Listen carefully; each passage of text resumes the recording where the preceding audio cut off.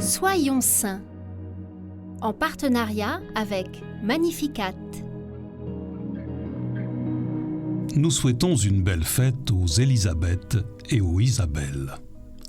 Sainte Élisabeth, ou Isabelle d'Aragon, est reine du Portugal au XIVe siècle. C'est une enfant très pieuse qui méprise le luxe et fuit les divertissements mondains. La jeune Espagnole épouse à 12 ans Denis du Portugal, poète talentueux et souverain attentif à la justice, qui associe son épouse à son règne. Son prénom lui a été donné en l'honneur de sa tante, Élisabeth de Hongrie, qui vient d'être canonisée. Fait curieux, un miracle célèbre dans l'histoire de sa parente se renouvelle d'une façon similaire dans la sienne.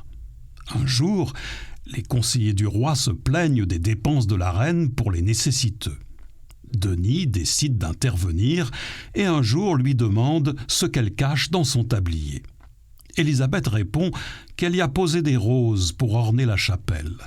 Mais nous sommes en plein hiver, alors le roi soupçonneux exige qu'elle ouvre le tissu. Lorsqu'elle le déploie, des roses magnifiques apparaissent. Face à ce miracle, le roi laisse son épouse œuvrer à sa guise auprès des pauvres. Malgré son amour pourtant sincère pour Élisabeth, Denis est un mari volage. Sans jamais se plaindre, Élisabeth va élever ses 2 enfants, Constance et Alphonse, ainsi que ceux illégitimes de son époux.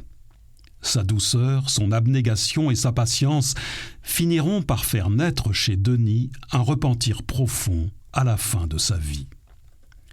Leur fils est cependant moins résigné que sa mère et va prendre à 2 reprises les armes contre son père, mais Élisabeth intervient et parvient à apaiser ces conflits.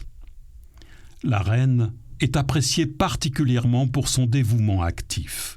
Jamais aucun pauvre ne part du palais les poches vides, et elle soigne elle-même les malades. Chaque vendredi de carême, elle lave les pieds à 13 pauvres et leur offre des vêtements neufs. Le jeudi saint, elle fait la même chose auprès de 13 femmes. Devenue veuve, Élisabeth entre dans le tiers-ordre franciscain et se dévoue entièrement à la prière et aux nécessiteux.